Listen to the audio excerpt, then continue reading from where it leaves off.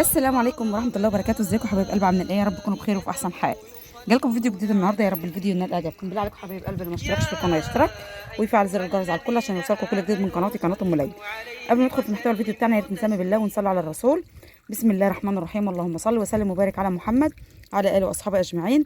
حبيبنا ونبينا وشفيعنا يوم الدين محمد صلى الله عليه وسلم. زي ما انتم شايفين حضراتكم، ده المكان اللي انا بعمل فيه الزرع. ابو ليلى قطعه لي خطوط صغيره كده، يعني اعمل لي فيه قلبيه في النص عشان اعرف امشي فيها وازرع او اروي. فعمال يظبط لي المكان. ودي الشطه بتاعتنا الكبيره اهيت، بسم الله ما شاء الله، اللهم بارك يا رب ليا ولكم امه محمد اجمعين. انا هدخل بقى اجيب الشكل اللي جوه في الصحاره اللي انا عاملاها جوه.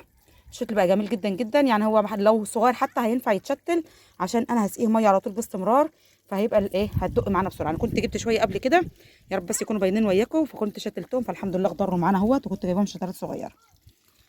ربنا يبارك يا رب. ان شاء الله ادخل اجيب اللي جوه برده وهشتل على قد المكان ما ياخد. ولو فضل حاجه، يعني لو في مكان بين الباميه وبعضها على الجسر بره، هزرعه بين الباميه وبعضها بس اما اجروي الباميه. الشتلات معاكم يا حبايب قلبي، ربنا يبارك للجميع يا رب ان شاء الله، ويرزقني ويرزقكم الخير. شايفين ديت على بعضها كده، ديت فلفل الوان، بس مش عارفه هل هو احمر او اصفر. وفي برده وهيت هحاول اخد الشتليتين الكبار دول وازرعهم عشان يطلع معانا. وفي برده هناك الجهه التانيه اهوت برده، فهاخد على قد ما اقدر. هنقي الشتلات الكبيره، بس اهم شيء هاخد الشتلات الفلفل الالوان. عايزه بس اوريكم الطماطم، بس ايه هي بدات تنشف، بس شايفين الطرح بتاعها بسم الله ما شاء الله، ولا حول ولا قوه الا بالله العلي العظيم. ربنا يبارك يا رب. شايفين حضراتكم كده؟ شايفين الجمال ده؟ بسم الله ما شاء الله، اللهم بارك يا رب، اللهم بارك. وطعمها سكر والله العظيم، طعمها في الاكل سكر. هي الجلد بتاعها من بره مختلف، يعني عامله زي المشنشره كده. الجلد بتاعها مختلف عن اي طماطم انا شفتها قبل كده، بس الطعم بتاعها عسل نحل، والله مسكره جدا جدا. انا كل ما اجي البيت هنا اقوم الاقي طماطميه حمراء من دي، اقوم واخداها اقوم واكلاها من قبل ما اروح بيها، لانها فعلا طعمها سكر عسل نحل والله العظيم. ربنا يبارك يا رب. هي بدات تنشف بقى خلاص، لانها جابت كل الطرح بتاعها، فهي خلاص هتحمر الطرح اللي فيها وخلاص هقلعها على كده. بس اما الطرح اللي فيها كله يحمر، هي بسم الله ما شاء الله فيها طرح كتير. ربنا يبارك يا رب ليا ولكم امه محمد اجمعين. والتانيه برده كمثل اللي مع النعناع برده فيها طرحه اهيت. والبرنجانه بتاعتنا بقت بسم الله ما شاء الله جميله جدا جدا. انا المكان عندي ما ياخدش مساحه للبرنجان، بس انا لما اخلص شتلات الطماطم هجيب برنجان واشتله في الايه في الصحراء. فربنا يبارك يا رب. انا زارعه هنا لوفه اهوت، دي لوفه يا حبايب قلبي، لما تكبر وتمد هشدها على الايه على العشش من فوق. بس يا رب بس اللي غريبه تبعد عنها، بس اهم شيء اللي غريبه تبعد عنها. شايفين البرنجانه بتاعتك اللي ظهرت اهيت؟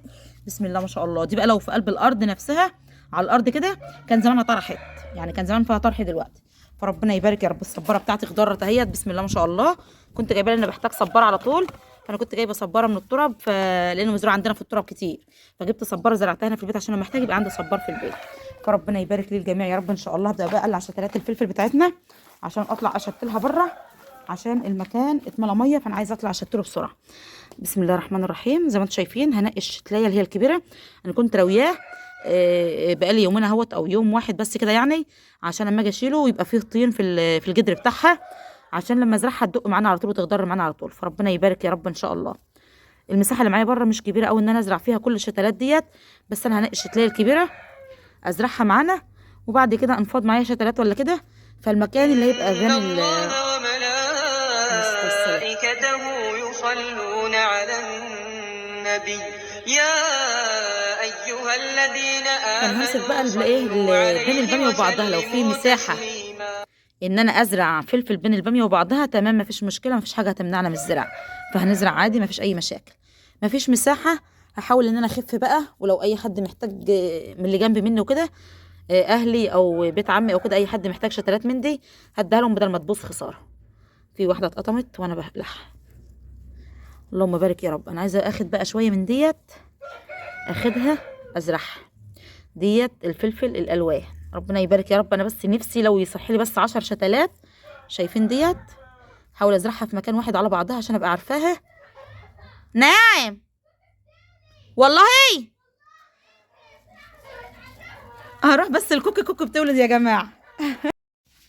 ليلى بنتي ندهت عليا، سيبتني اللي في ايدي وجريت جري لان كوكي بتولد. فانا رحت بقى ايه ان انا اقف جنبها اساعدها بس شويه، لانها كانت بتولد فكانت محتاجه ان انا ايه اساعدها وكده. فوقفت جنب منها شويه لحد ما خلصت. هي ولدت قطه واحد، فما اعرفش لسه هتولد تاني بقى ولا هي بتنضف فيه، الله اعلم. فانا هزرع شويه الزرع بتوعي دول اللي انا قلعتهم بس كفايه كده عشان اروح لكوكي بس. القصير ده الشتلات بتاع الفلفل الالوان، فانا هزرعهم عشان هروح لكوكي حبيبتي. انا مبسوطه جدا جدا والله ان هي ولدت اصلا.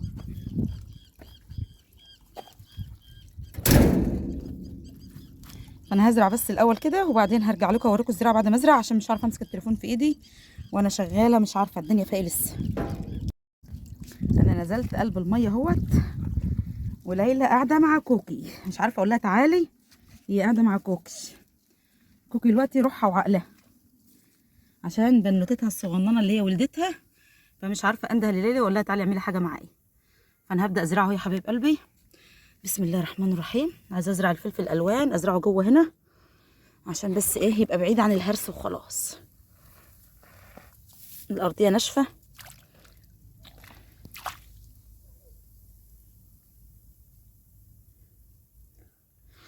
بسم الله الرحمن الرحيم.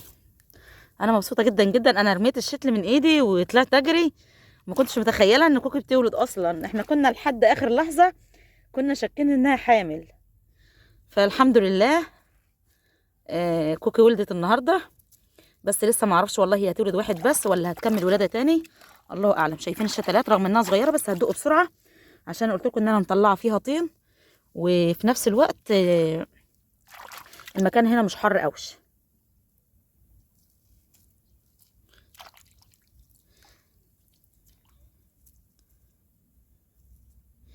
بسم الله. انا بحاول اضيق المكان عشان بس ايه لو في حاجه نشفت وكده يبقى الشتلات قريبه من بعضها.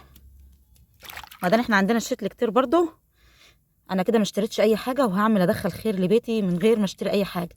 يعني انا عملت الايه الشتلات من عندي من قلب بيتي، من بواقي الفلفل اللي انا ايه كنت بجيبها بشتريها للبيت، فكنت بعمل البذور بزرعها، فما يعني ما كلفتنيش اي حاجه خالص. يا جماعه اللي ليه عينين وراس يعمل عمايل الناس، مش هيغلب يعني. حط الشتلين اهوت عشان ايه ديت الشتليه اللي فيها المسافه بينهم وبين بعض واسعه.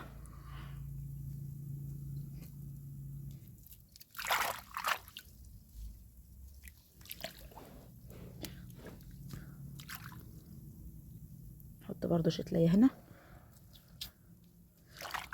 مش عارفه بقى التصوير بقى واضح معاكم ولا مش واضح، يعني زي ما انتم شايفين انا لوحدي محدش معايا.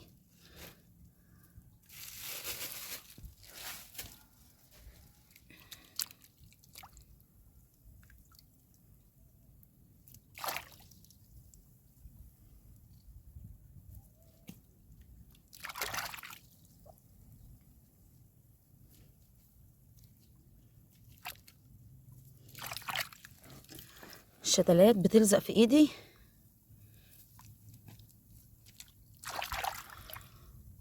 انا هخلص بقى تشتيل خالص وهوريكم الاخر خالص بعد ما اخلص، لان انا مش عارفه اصلا اتحكم في التليفون والشتل في ايدي وانا بشتغل، فهخلص تشتيل وهوريكم بعد ما اخلص خالص.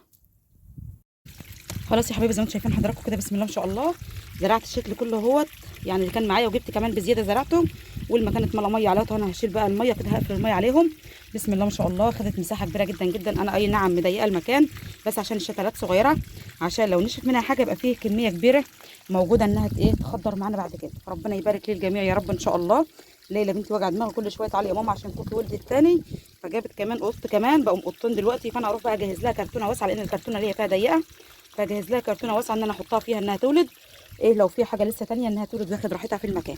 فربنا يبارك يا رب ان شاء الله، ويرزق كل من كان اللهم امين، ويخضر الفلفل بتاعنا والشطه. ربنا يبارك للجميع. دلوقتي انا زرعت فلفل الوان، بس ما اعرفش هل هو احمر او اصفر اللي انا زرعته، لان مش فاكره الشتلات من بعضها. فربنا يبارك، اللي هيطلع معانا تمام ما فيش اي مشكله خالص، فربنا يبارك للجميع. واللي هيفضل معانا بعد كده زي ما قلت لكم ان لو في مساحات فراغ بين الباميه وبعضها، لان الباميه عندي اخضرت دلوقتي بس في اماكن ما اخضرتش، فلو اللي ما اخضرش ده مش هيخضر بعد كده، هجيب شتلات من الفلفل وهزرعها بين الباميه وبعضها، فيبقى عندي مساحه ان شاء الله ان انا ازرع كل اللي انا عايزاه. فربنا يبارك يا رب ليا ولكم امه محمد اجمعين، ويرزقني ويرزقكم الخير جميعا اللهم امين يا رب. انا مش هطول عليكم في الفيديو عشان ليلى بنتي وجع دماغي ومصدعاني، فانا هروح لها بقى عشان كوكي. فربنا يبارك يا رب ان شاء الله. اشوفكم في فيديو جديد، والسلام عليكم ورحمه الله وبركاته.